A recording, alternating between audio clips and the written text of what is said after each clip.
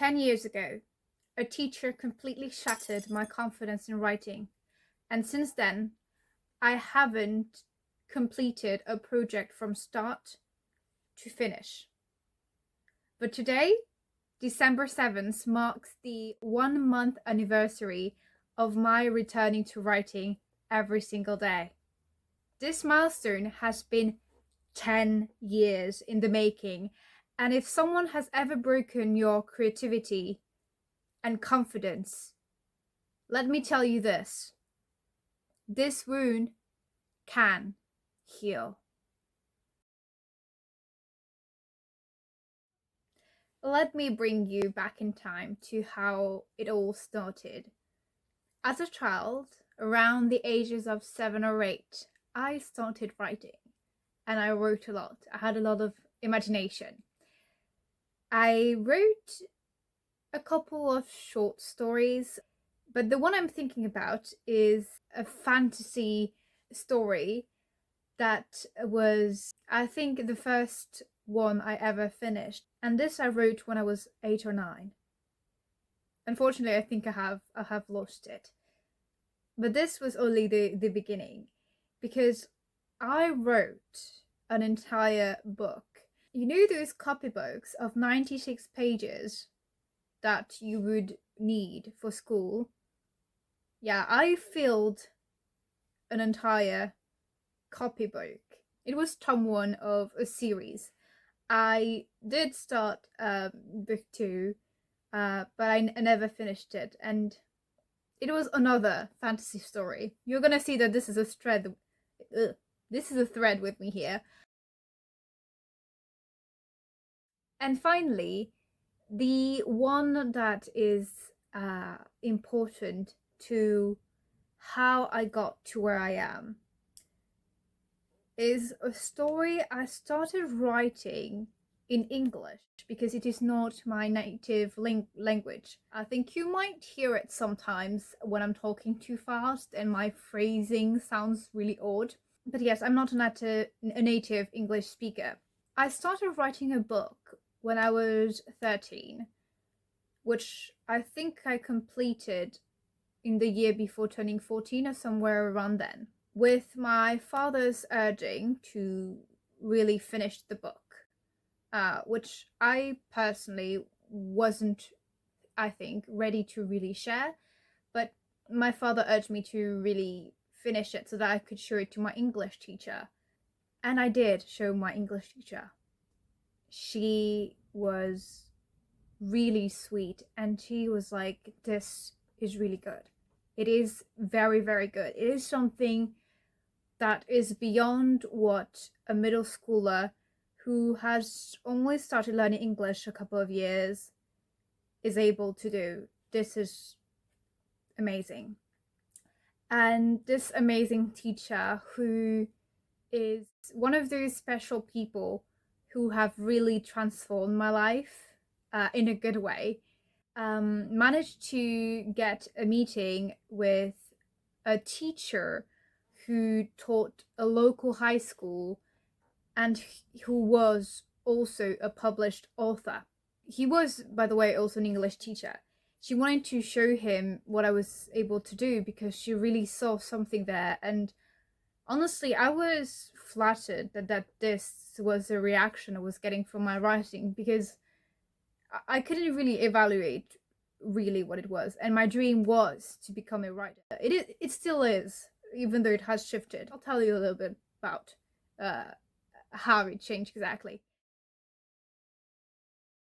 And so my father, my English teacher, and I go to meet this writer who has read my book. And I remember how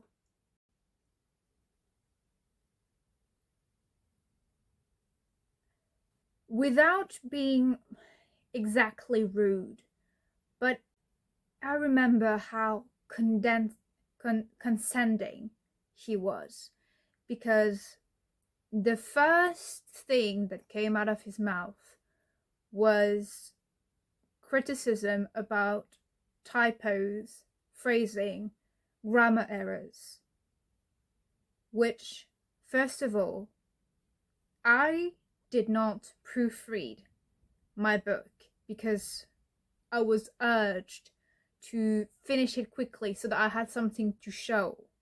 I did not proofread it, firstly. And second thing, I'm a middle schooler who is not a native English speaker. The fact I was able to write a book that, by the way, was over 100,000 words was a feat unto itself. And the fact it wasn't just, nonsense was incredible. And the reason why I'm saying this is because I taught in middle school for a little less than 2 years. More on to that in another video. But even though my time as a teacher was very brief, I can't fathom having a student come to me with this and just completely, tear it apart and saying what's wrong with it, instead of beginning with telling like what's actually good about it. And then when I shared that it was my dream to become an author, do you know what he said? And this is like when I really was completely broken down. Just thinking about this is actually making me want to tear up. I can feel the tears coming. That man said, yeah, you should start writing in French because there's no way you're gonna get published writing in English as a non-English speaker. First thing. Second thing he said, writing fantasy is something that you like because of your age, but you will see that this is not something that is going to keep your interest when you grow up. Fantasy does not sell. I would say I was ahead of the curve on that one, because how many fantasy, romance, fantasy, whatever books have sold in like the past decades? It has become such a popular genre. This was 10 years ago when it wasn't the case, and self-publishing had only really started becoming a thing. But this is what he told me. I felt so small in that moment because I didn't know what to say. And I have never been the type to really talk back to an adult, at least at that time. I have changed a little bit now. But yeah, I was made to feel insignificant. My teacher, bless her, was really irate at what he was saying, and she really pushed and challenged what he was saying, but he really did not budge. And the last thing he said was, if you like fantasy or you like writing as a hobby, you should give fan fiction a go. Mind you, I have nothing against fan fiction. I love it. I write a lot of fan fiction. Actually, I'm gonna talk about this later on. But in that moment in time, I did not know what fan fiction was. He was the one who introduced me to that notion. And the fact he was like so dismissive of my dream, of my unusual ability to write, was insane thinking back on it now as an adult. But this was a defining moment for me, because here on after, I was never able to write a story from start to finish again. I started reading a lot of fan fiction in my last year of middle school, throughout high school, into this day, I still read it a lot. And of course, I also started writing it. But as I said, I never finished a single story again. And this holds true to this day. What was even sadder was that progressively I lost my spark, my inspiration for writing. And throughout high school, if it were not for an assignment, I never wrote again. Not for me, not even for fanfiction. After high school, when I started college, I was like, you know what? I do know that writing is still a dream of mine, and I want to get it rolling again. So I started looking at writing contests, and there was this web novel writing contest that I entered twice, actually, 2 consecutive years. You could have a couple of prompts, and you had a set list of things you had to respect so that the entry was, an entry that could be counted for the contest. And I never finished any of those, but I got started. My issue was never not having ideas, it was executing and going through with them. And throughout that time, whilst I was trying to get back to writing, but it wasn't really working, I ended up figuring out, based on my writing, that I was depressed. So I got help for that. I went to therapy. Along the way, I also started hypnotherapy, and I am trained as a hypnotherapist myself since 2023. Throughout my training, I had to do sessions on other people, and other people would practice on me. And we worked through a lot of things, and unknowingly, my writing block was one of them. And this moment of this teacher writer completely destroying me actually came up during those sessions. That is just an aside for you. Anyways, after I did some healing of my own, I was like, I am getting back to writing. This is serious. So I was in my last year of my bachelor's degree, training in hypnotherapy at the same time. And so I didn't really have much time to really explore any original ideas of my own. So my idea was, let's just start with this one key thing, which is consistency. Writing consistently, and whatever it can be about, let's just do that and develop that creative muscle. So I decided to go with writing 1K every day based on the word of the day on the Merriam-Webster dictionary. This attempt was 3 years ago.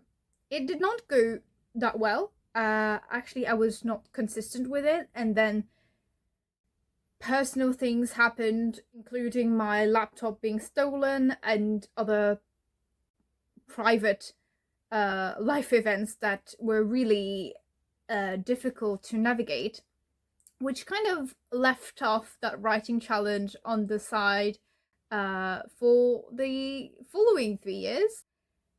And just last month, I decided to pick it back up again. There is actually a video of me talking about picking back that writing challenge, which has no views apart from me and my mom. So, if you're still watching this video at this point, please do check it out. I would really appreciate it, because it was the first video that I filmed unscripted, which is why it's a little bit messy. I do think I have gotten slightly better at doing unscripted videos. I mean, there's only 2 videos after that, so the quality is not leveling up dramatically or anything. So back to what I was saying, I started doing this writing challenge again, and this brings us back to today. December 7th marks 30 days of me picking back up this challenge, and I have written 30 chapters. And this is despite hurting my back at some point and not being able to stand for 2 days and not sit at a desk chair. So I, had a little bit of backlog because of it. Not backlog, I had a little bit of delay because of it. And then a week afterwards, this back injury, which wasn't serious, by the way, and was entirely my fault. I'll say that too. And I got sick for a week, which further increased this writing prompt that I had to do daily, which I didn't end up doing. Yesterday, I finally caught up to every single prompt I missed, and I uploaded everything, which is why if you go on my Archive of Our Own account, it says that I think, a dozen chapters were uploaded on December 6th. And today was the 30th chapter that I wrote earlier this morning. I'm sharing all this not just to brag that I've been able to do this, but a little bit. But it's mainly to say, it is possible to get your groove back. It is possible to do all of these things that you were enjoying again and find the joy in it. And I think the key to that is to learn how to let go. I was like, you know what? My goal is writing consistently. I don't care about the quality of it. I don't care about what it is that I'm writing, just writing. And I just went wild with it. And by the way, by letting go, by not having too many constraints about it, apart from I'm writing every day, I'm writing 1K because I think that was a good amount for me. I actually discovered a couple of things about my writing that I kind of forgot about. One of them being that I actually think I am funny. Not in real life funny, I'm the accidental jokester, in the sense that I say things very seriously with a straight face, but it ends up being hilarious when said out loud, which I don't plan on, by the way, because my jokes usually don't make people laugh, but me being serious does, to each their own. And yeah, my writing is actually pretty funny, and also one of my strengths when it comes to writing was about how well I could embody a character or a voice. And reading back, I'm like, wow, actually I'm pretty good at that. I'm not saying I'm perfect or anything. There's always room for improvement. But I was like, oh, actually, I think that's one of my strengths. And I have forgotten about it entirely. So it has been a really interesting journey. And I really recommend you doing something of the like, whether it is with writing, drawing. And by the way, I actually have done the same thing with drawing, but on a weekly basis. Now, drawing has never been my thing, my main thing, but I was talking about this with my best friend, and we were talking about creativity. I was like, you know what, to help you with your own creative rut, I think we should be doing that. And then it's an ongoing process. We've got 3 drawings so far. Anyways, back to what I was saying about writing. So yeah, I am developing this creative muscle. I will probably keep you updated about how it goes, because I do plan on reaching my goal of writing for a year every day consistently, which would make for 365k, which is a considerable amount when you think about it. and which would be 3 times what I actually wrote when I wrote my first book in English. Another reason why writing and developing this creative muscle back is so important to me, beyond the fact that writing a book is still part of like my lifelong goals, is because what I'm doing right now, after I quit teaching, has to do, well, hinges upon writing a whole lot. Because I have reconverted into a web designer, and I also want to start my hypnotherapy practice. And I don't know how many of you are still sticking around by this point, but basically, a way to quote unquote advertise myself or just make my presence known is through blogging. Well, there are other ways, but I need to go with my strength here, and blogging, writing is my thing. So I do need to develop that muscle, that creative habit. Writing is the main skill I'm developing these days, and it's one I also kind of need for YouTube as well. But I have actually figured out that when I script my YouTube videos, they do sound really good on paper, I'll tell you that. But when I try and do it scripted, I feel like I don't come across as authentic because I'm kind of thinking about my script too much. Me Unfiltered is a bit chaotic, if we're being real here, but also it's a lot more alive and human. Yeah, I decided on like basically doing like a very basic brainstorming thing and just writing down my hook. I can show you like what my process looked like, but like for my YouTube video, like this is what I got and only this. I do think it's like better, you know, from an audience perspective, but do let me know in the comments down below if you prefer like this style of, you know, talking directly to my phone, which is the camera, but my phone, because I don't have an actual camera yet. Do let me know if you are about to embark on a creativity restart challenge of your own. I would love to know, and you know, but I would love to know if you are. But the reason why I'm saying this too is because the more people know what you do, or people do the same thing you do in the same time that you're doing it, it brings this feeling of solidarity and belonging that really helps throughout the process. So yeah, you know, I don't know if you've heard about the concept of accountability partners, but this is also a good thing. So maybe you could comment down below and find another pal that is doing the same. Me using the word pal sounds kind of odd, doesn't it? But finding another person who's doing the same challenge as you, or just letting me know, because I'm doing it either way. I'm gonna finish my rambling off here. I hope there was something in my story that you were able to take in. I hope it has inspired you in some way, shape, or form. Do subscribe, like this video, comment what you thought, if you're gonna do something similar. And also there's this new feature called Hype, which is to help boost the discoverability of like very small creators. And as you have seen, I have like 10 subscribers at the moment, 2 of which are my mom and my best friend.